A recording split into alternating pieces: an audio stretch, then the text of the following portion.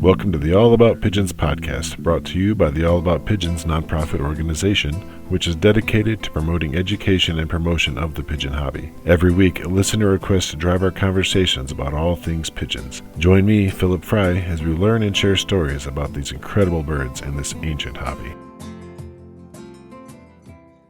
Today we're going to be talking about pigeons as pets. We have with us Jeanie Palmer. She's had pigeons as pets for the last 5 years, and we're going to talk all about the many questions that come along with this. So, Jeanie, thanks so much for coming on and talking pigeons with us today.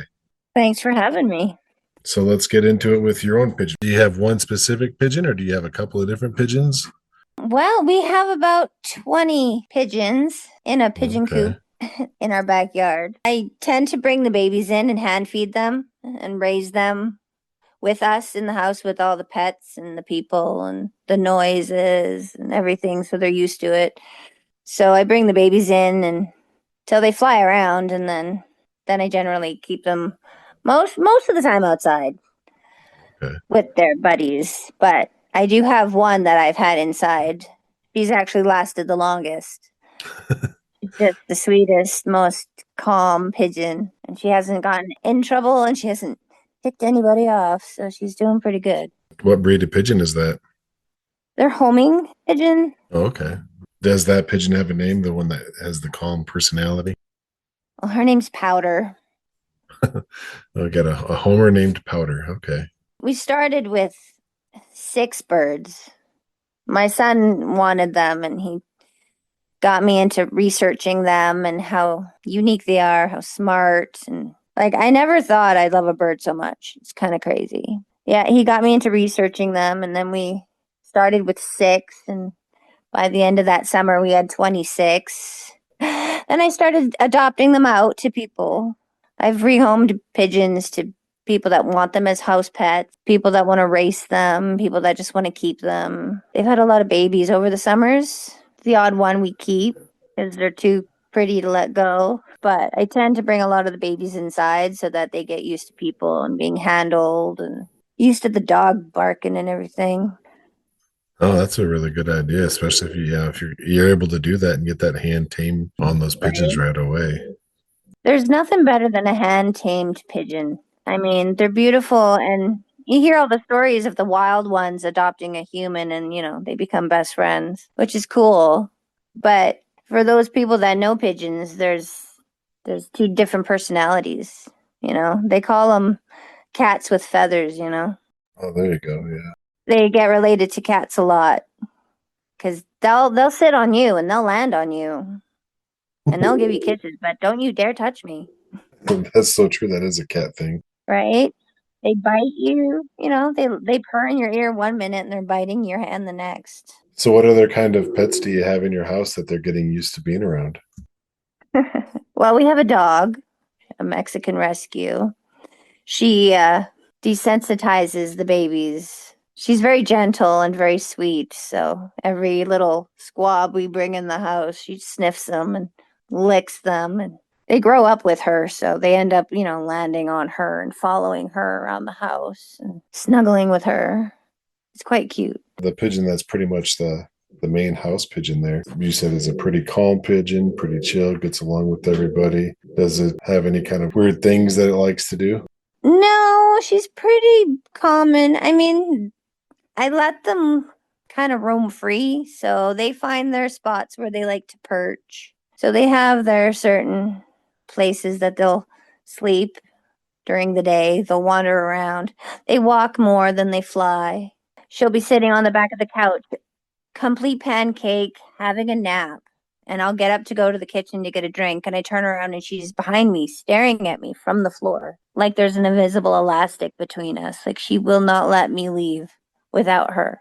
Is she like that with your son and husband as well, or is she kind of picked on you? When I'm home, she's my girl, and she'll snuggle with me and bite my son. But when I'm at work and my son is home, he calls himself her side piece. She loves him and snuggles with him while I'm gone. So they definitely have their person, and then they have their second person. Yeah, they're back. Or their third person. Yeah. You have a loft outside with other pigeons. And when it comes to taking care of the house pigeon, is everything pretty much across the board same kind of feed and water regimen that you're doing? I give them their probiotic vitamins. I give them apple cider vinegar in their water. I make sure that if I can pinpoint which pigeon has a tummy ache or if there's anything wrong with their poop, if I can get that one bird, I'll treat that one. But sometimes, you can't tell when you get a bunch flying around. You don't know who's got what. So you just treat them all and they're all good for 6 months to a year or whatever. So how do you handle letting that pigeon take baths? Uh, I have a little tub that I put on the floor for her, and she just climbs in it and splashes around. So I put towels around it. So she has her little indoor bathtub, and then she has a heat lamp that she likes to bask under with the turtle. Oh, there you go. I have a Herman's tortoise that roams the house freely, and she likes to snuggle under the heat lamp with him sometimes. I have pictures. It's cute. How often do you give that indoor pigeon a bath? Most of the time, it's once a week. I mean, they do love a good bath. So if it's hot and sunny out, they'd have a bath every day if you let them. They constantly groom themselves and they're constantly preening, and so they like to be clean. Right, and that probably helps keep the dust and dander down probably a little bit too. Yeah, well, that's the problem with having birds, right? Their dander and the dust that they create, which I've come to learn comes from an oil gland on their butt that they run their beak across while they're preening, kind of stuff, right? So the dust is actually dried oil coming off their feathers. Oh, wow, that's interesting. I never heard that before. Yeah, I'm constantly learning about these guys. The self-awareness, the fact that they can look in a mirror and recognize how cute they are. And not too many animals recognize that they're looking at themselves. Most think they're looking at another animal. They definitely have a good awareness. Yeah, it's amazing. Like they're very family oriented. They're loving. I have multiple because I hand raise a lot of them. They're very attached. So they will land on me and give me kisses and groom my eyelashes and peck at my face gently. Yeah. It's quite cute. They're very social.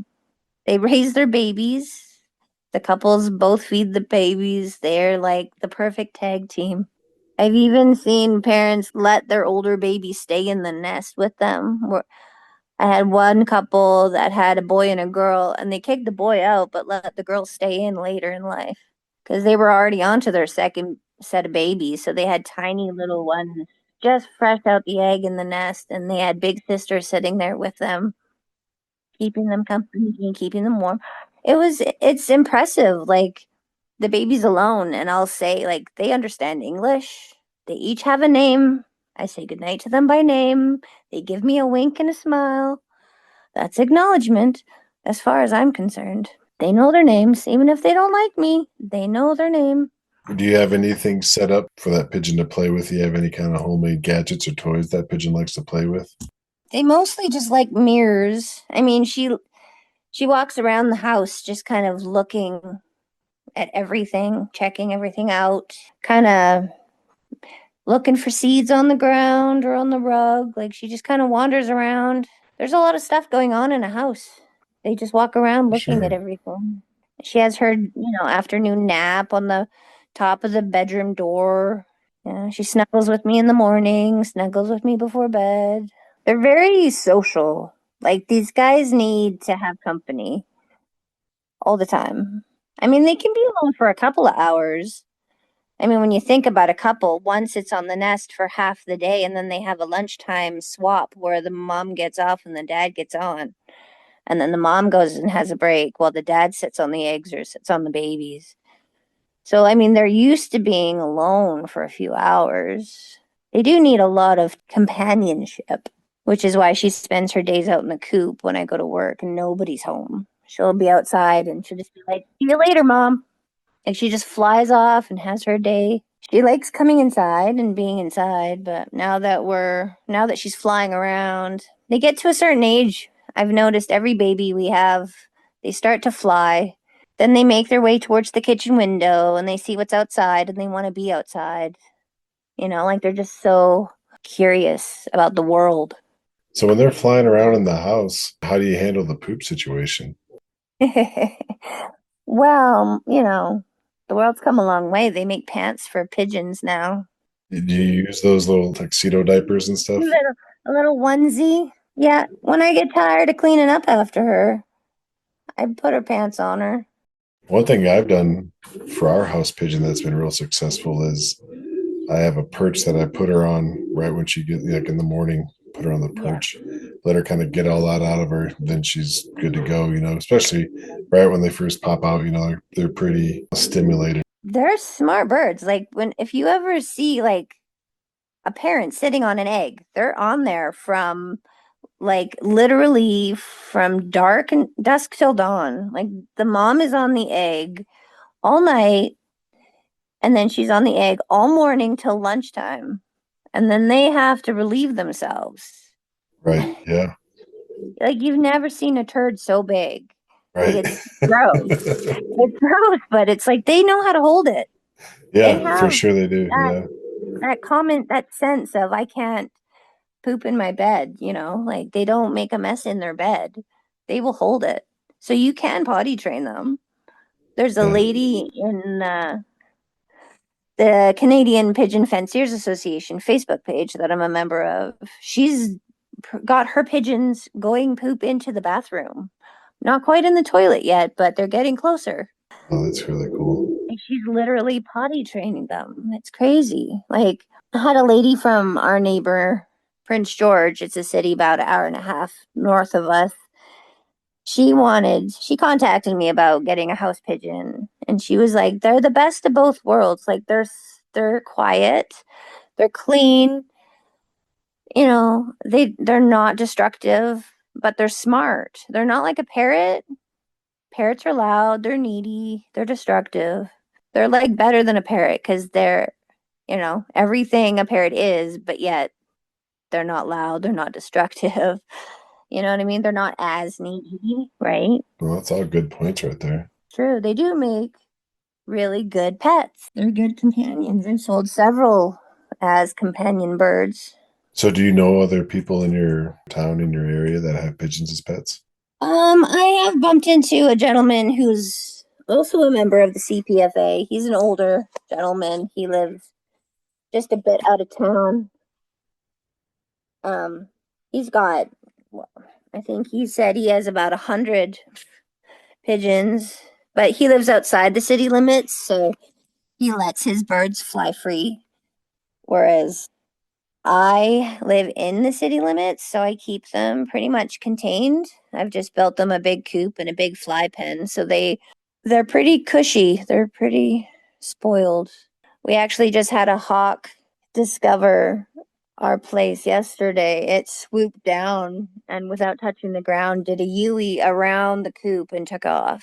And my husband said that he's never seen the birds move so fast. They all just into the coop in a flash, out of the fly pen, and they stayed in there for the rest of the day. It was like Wow. a close encounter, and they were freaked out.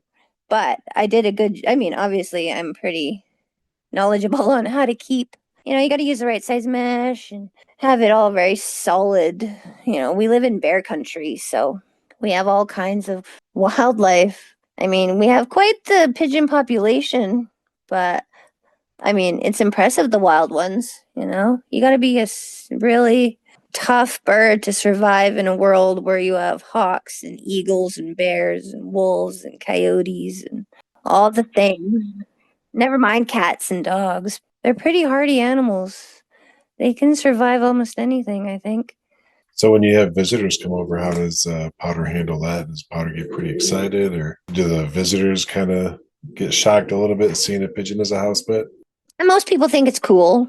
I've, taken a bird to the Home Depot before, and I've walked around with them on the leash and the pigeon pants, and I've had people, oh, that's a homing pigeon, like, oh, can I pet him? Or whatever. And it's like, they don't like strangers. They don't want you coming up to mama. Like, you know what I mean? Like they're protective. They're very defensive. They're like, keep your distance. Watch your hand. Can it catch a wing slap? Yeah. Yeah. They hit hard. It's impressive how small they are. Really, Like yeah. A wing to the knuckle. Oh my goodness. Yeah. You know they mean business when they are wing slapping you. And you're just like, oh my gosh, I just want to check on the baby. Like, I don't, it's you're too close to them. Oh, that's interesting. So you'll take Powder out for actually going out and about. So you have like a little flight leash. Yeah. Well, when you order the pigeon pants, you can either get them with or without a leash. So it's a pretty cute outfit, you know. It's funny because they hate them so much, but they get used to it after a while. So does the leash just like have like a pin where you can connect it to your shirt or something? It has a handle on it, so you could Oh, put it okay. around your wrist. But you put pants on a pigeon and they honestly act like they're drunk. They can't walk, they can't fly, they fall over. They're just like, what have you done to me? It takes them a minute to get used to it. Yeah. So it's hilarious watching them. Then they fix their feathers and they're like, I'm okay, I'm okay, I'm good. And then they can wear it all day. It's hilarious putting it on them. They get so awkward. It's kind of like when they put those shoes on dogs or cats. Right? Exactly like that. I can't walk. They're lifting their feet ridiculously high. They can't walk straight. Yeah. So you're a member of the Canadian Pigeon Fanciers Association? Yes. Do they hold like regular club meets or anything like that in your area? Well, they actually do. We lived in Calgary, Alberta, for most of our pigeoning life. And they had a pigeon racing club. There was a club with members, paying members. Most of the people I sold pigeons to were in the racing industry or trying to get into the racing or whatever. So it was a really big deal. You know, they had, farmers who made pigeon feed exclusively and would deliver a truckload every 2 weeks. Like, we had to get our pigeon coop licensed in Alberta because they have what's called a urban farming bylaw. So people can now have, little chicken coops in their backyard or whatever. And so Calgary decided they were going to license pigeon coops and chicken coops and beehives. But since I already had my chicken coop, I was grandfathered in, so I didn't have to do too much. But the bylaw officer lady came by and she said, "Wow, you have a lot of coops in your neighborhood." And I was like, "I do?" Like, I didn't know. You don't really hear them. They're so quiet. Oh, there were a lot of other pigeon people in the town. Yes, a lot Oh, of wow. people that wasn't aware of because, you can hear chickens a mile away. Oh, yeah. Like, certain birds are noisy, right? Pigeons are so quiet. I have 20 pigeons living outside in my, 8 foot by 8 foot by 10 foot coop, and all you hear is the occasional coo. Like there's just like a low hum. Right, yeah. Yeah, there's probably about a dozen pigeons behind me right now, 10 feet away or so, and they're not making too much noise. Yeah. They're very quiet. They make very low humming sounds. They coo, they grunt. Have you guys ever tried participating in any of the races at all? No, we couldn't bear losing. We almost lost our first hen. We bought two babies just spontaneously off Kijiji. Of course, my son said, "Mom, I want pigeons." And I said, "I don't think I want bird poop in my life. Like, I don't know about that." And then he started telling me about, the 100 different ways how cool they are. And so I was like, okay. So I looked on Kijiji and there's a bunch of pigeons for sale. So we went and we looked and the guy's like, two babies for $20. I was like, okay. Never had a pigeon in my life, knew nothing about them.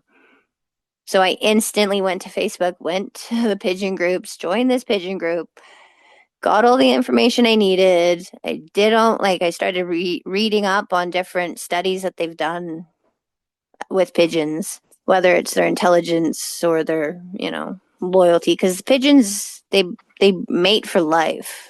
They will bond for life. And that doesn't mean that they don't flirt with other pigeons, but they bond for life. If that couple works out and they can produce healthy babies, they stay together through thick and thin. And they did a study about that, about their loyalty. which was pretty cool. I did read a study about a pigeon can learn to identify all 26 letters of the alphabet. Oh yeah, I've seen that one. Yeah, some of the IQ stuff is incredible. It's insane. They have the intelligence of an AI computer, so they learn from their mistakes. Yeah, that's right. Yep. Yeah, they troubleshoot the same way.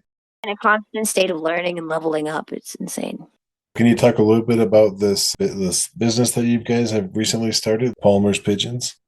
Well, we've had our Palmer's pigeons since the first summer that we got babies. I was like, okay, they reproduce so fast. Two eggs every 6 weeks.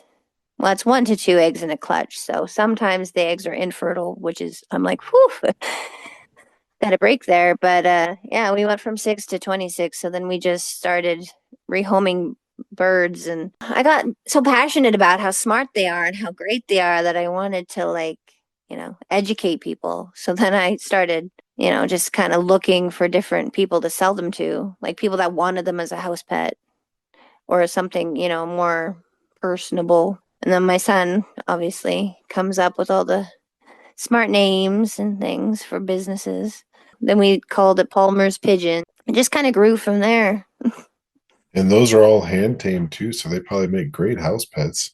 It's funny because they do have personalities, like very much so. When I get a couple of babies in a coop, like I'm in there from day one. I'm checking on the babies. So some of my parents who are hand raised by me and just some of them are really sweet and gentle and don't bite me and they just let me do whatever I need to do. Like they're just 100% trusting. Others are like, I love you, but back off my baby or I will wing slap you. Like so, it Yeah. doesn't matter how much they love. There's ones that are ballsy, ones that have like absolute attitude, and it's like they trust you implicitly, but that doesn't mean that they're not gonna step up. Same thing, I have pigeons in lofts. And so years ago when we were kind of like, oh, no, let's try a pigeon as a pet, like I was kind of bringing a few in and I tried, well, I hand fed this one, so it should be pretty good. And none of them are ever bad. Don't get me wrong, none of them are ever bad. But the one that we ended up keeping for years as our house pet came out of this guy's loft in Phoenix who flew, there. It's a Eurasian tumbler. And he just pulled this one Eurasian tumbler out of his loft. My son was like, "Oh, I want this one to be the house pet." And it's like, "Well, we'll try it." But I really had pretty low expectations for it. But that's the one that hit. Like that bird is just clicked with all of us. It's super friendly. It's an amazing pet. Like it just fit right in. I couldn't believe it. Powder is my house bird. Like she is my house pet. I have been breeding them for 5 years and I've been bringing babies inside. And every time my son is like, maybe this is the one. And then that bird starts to fly around the house and it, ticks off somebody, knocks something over. And it's like, okay, that's it. You're out. Like, you're going to wreck the place. Like, oh my goodness. So every time it's like, maybe this will be the baby. Maybe this will be the special one. Maybe this will be the one. And every time we get a little bit closer and a little bit closer.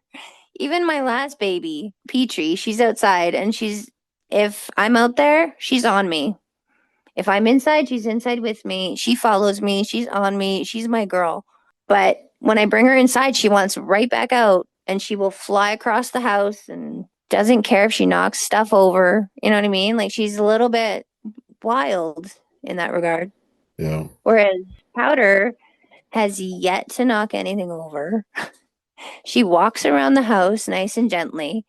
She knows she's not allowed in the kitchen. Like she's very conscientious and quiet. So I'm like, maybe she's the one that can actually stay or mostly stay inside.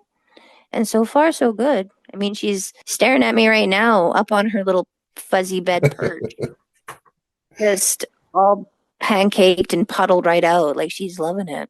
Has her behavior ever changed? Like when you bring the other birds in, like does she try to find a cockbird to mate with? Well, she's still young. They go through puberty, right? Like they get their wings, they start flying around, and then they get attitude and they don't want to be snuggled anymore, like a typical teenager. Powder so far, like she's just gone through her first molt.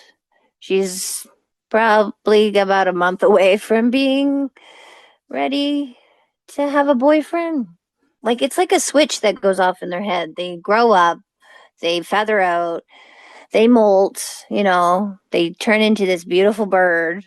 And in about 5 to 6 months, they're flirting, they're looking around, they want attention or whatever. But Powder's not quite there yet, but she's pretty calm. The most mellow, most submissive hen I have ever had. I ask because sometimes I'll take ours name is Fluffy, and I'll take Fluffy outside with me. And sometimes if I got the pan out for the other homers, she'll fly down there, jump in the bath, and then if a cockbird's dancing around, she'll totally go up to him. And I'm like, okay, like I'll let her get some guy time. A little flirt on. Yeah. Right, yeah. So, but then she'll always want to come back and come back in the house. I mean, that's her domain. Well, that's probably how Powder's gonna be. She's not quite there yet, but she's definitely when I put her outside the first time, it was the cutest thing because her white pad hadn't filled in yet, right? So she still had this, skinny little pink nose. And you just reach out her little face, like right in the other bird's face, like, "Hi, how are you? Nice to meet you." Like just all so sweet and innocent. And then they just kind of look at her like, "Sup, little baby." Like just they were all really nice to her. Nobody sometimes, you'll put a baby outside and they're instantly in trouble. Somebody's picking on them or something. Oh But yeah, yeah. everybody seemed very calm and like welcoming. So I don't think she hasn't had to defend herself like some other ones, like some of the boy birds. Those boys really like to fight. They are very territorial. So, are there any tips or things to consider that you would tell to somebody who is considering getting a pigeon as a house pet? Oh, wow. I've every time I get a message from somebody who wants a pet pigeon in their house or, they want that little companion, I always have to say, okay, but are you willing to spend 24 hours with them? They are like cats. Like she will go off and sleep in a different room, but certain times of the day, she's there. She's a rubber band. Like if I go too far away, phew, she's right there, like a little stalker. She'll follow me everywhere I go. She won't sit still. She's either on me or she's following me. Like she just wants that company and wants that attention. So I always tell people, you got to be prepared. This bird's going to be on you like glue. They're not squawking in your ear and they're not, making a mess, but you will have a shadow. And it's funny because they get so used to the dog that Powder follows the dog will get up and go somewhere and Powder will be like, "Oh, where are you going?" And she'll just follow her down the hall or follow her like wherever she's going. So it's like when I'm not around, she attaches to the dog or, you know, a different human being, somebody. But they like to have company. They're okay for a couple hours alone, but they don't do good alone all day long. Yeah, they're totally a social animal. Yeah. Yeah, like they will get sad. They will get depressed. Like in that regard, they're like a parrot. They're very, very loving and needy. They have a love cup that needs filling every day. So it's like you need get them a friend so that they have a buddy or spend a lot of time with them. Like when you're not at work, they're with you. That's just so interesting about the cat thing because a lot of the pigeon people I know don't like cats. Like I'm not a cat person, but it's mainly because cats attack birds. So I'm not a cat person in that regards. Yeah. But they do have that really independent personality. It's their way or the highway. And it's funny, I can tell right from the second they're like not so much day one hatched out baby, but like when they're a solid squab and they're feathering out, like I can put my hand in the nest and that baby just closes its eyes and puffs up like, yeah, this is the life. They love the scratches. And then other babies, you go to touch them and they stand up on their hind legs and spread their wings and hiss at you like they're a dragon. You know what I mean? It's like, okay, you're a coop bird and you're a pet bird. You can tell you're social and sweet and you're crazy. You can go live outside. So people say, "Oh, I want a house pet. I'm like, okay, but like It's like a cat. You want that snuggly cat that's gonna purr on your lap every day, but you get a cat that only wants to hide under the couch and feed me, don't touch me, will bite you. Like, you can't control the personality of the kitten you bring home. So I kind of prepare people for that. You're getting a baby. It might be the world's sweetest thing, or it might not want much to do with you. Don't be offended. They are who they are. You can't really change that. But when you do have a bird that's a little less social, when they are by themselves, they kind of don't have much choice but to hang out with you. Right, yeah. Forced proximity. Right. You can sort of bring them around to your way of thinking. But it would be like that cat that puts up with the hug and the squish, and then it's like runs away to the neck of the street. Right. I've had fish and lizards and cats and dogs, and I still think that it's definitely one of the best house pets that I've ever had. They are really clean. They are really, really interactive and smart, and it's a really fun pet to have. So See all those like little activity play mats that you can put their seeds in, right? So, like they forage. That's their entertainment. That's what they do to keep their brain busy is they forage. oh yeah. So, the more little foraging mats you have for them, the more mirrors that you have for them. They like artwork. They really like color. I've put some pictures out in the coop, and then I'll catch a bird just staring at it, and I think, oh, you're a connoisseur of the art. One of those tests they did was they would put like a fake Monet painting and next to an image of a real one, and like a fake Rembrandt, fake Picasso, like the knockoffs, and they could determine which ones were different from whatever off brush strokes or whatever. The attention to detail they have is insane. That's insane. Like, they're geniuses. They're smarter than I am. Like, it's crazy. Yeah, I couldn't tell the Like, I difference couldn't between tell the some of difference those. between a real Monet and a fake one. We're coming up against the clock here, but if anybody wants to take a look, she does have a Facebook and an Instagram. If you just look up Palmer's Pigeons on Instagram or Facebook, you'll find her group and her business up there, and take a look at some of her pictures. You post some great pictures of your pigeons on the All About Pigeons podcast Facebook, so please keep doing that. Those are great pictures. Really appreciate that. No problem. There's only so many people I could talk to about pigeons, so you're stuck with me. Yeah, absolutely. We love that. We try to cover everything, and pigeons as pets is a big one too. So appreciate you coming on and talking pigeons as pets with us today. It's been real great. Hey, you're welcome. It was great to have the chat, and thanks for having me. Thanks for tuning in to another listener-requested episode of the All About Pigeons podcast. We truly appreciate your support.